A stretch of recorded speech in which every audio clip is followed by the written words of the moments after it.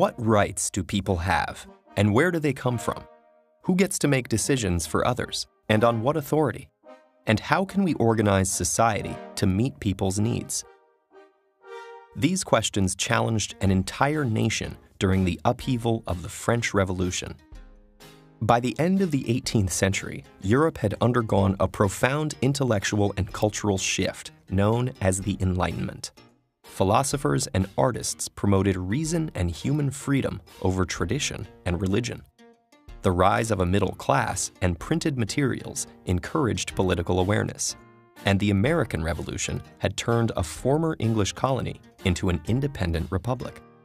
Yet France, one of the largest and richest countries in Europe, was still governed by an ancient regime of three rigid social classes called estates. The monarch, King Louis XVI, based his authority on divine right and granted special privileges to the first and second estates, the Catholic clergy and the nobles. The third estate, middle-class merchants and craftsmen, as well as over 20 million peasants, had far less power.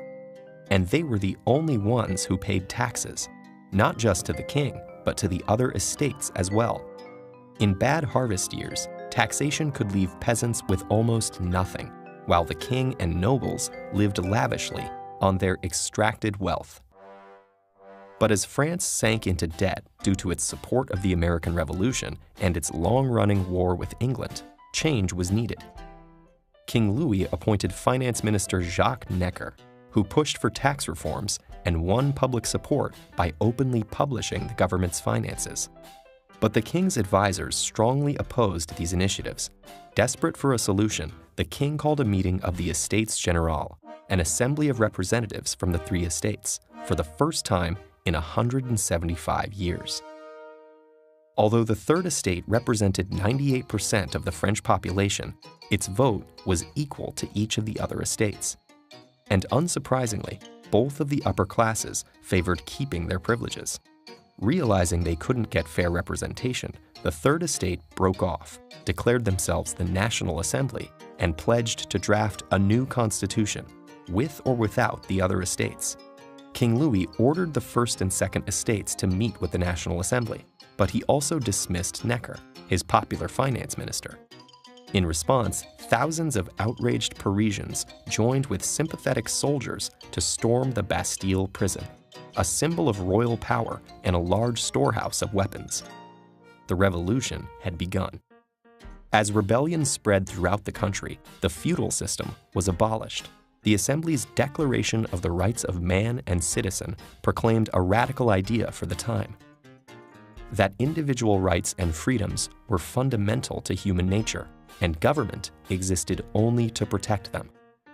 Their privileges gone, many nobles fled abroad, begging foreign rulers to invade France and restore order. And while Louis remained as the figurehead of the constitutional monarchy, he feared for his future. In 1791, he tried to flee the country, but was caught. The attempted escape shattered people's faith in the king. The royal family was arrested, and the king charged with treason.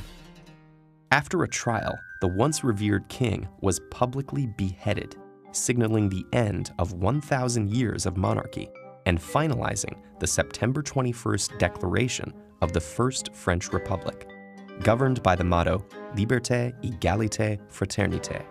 9 months later, Queen Marie Antoinette, a foreigner long mocked as Madame Deficit for her extravagant reputation, was executed as well. But the revolution would not end there. Some leaders, not content with just changing the government, sought to completely transform French society. Its religion, its street names, even its calendar. As multiple factions formed, the extremist Jacobins, led by Maximilien Robespierre, launched a reign of terror to suppress the slightest dissent, executing over 20,000 people before the Jacobins' own downfall. Meanwhile, France found itself at war with neighboring monarchs seeking to strangle the revolution before it spread.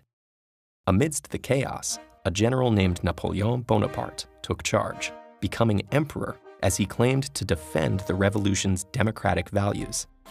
All in all, the revolution saw 3 constitutions and 5 governments within 10 years, followed by decades alternating between monarchy and revolt before the next republic formed in 1871. And while we celebrate the French Revolution's ideals, we still struggle with many of the same basic questions raised over 2 centuries ago.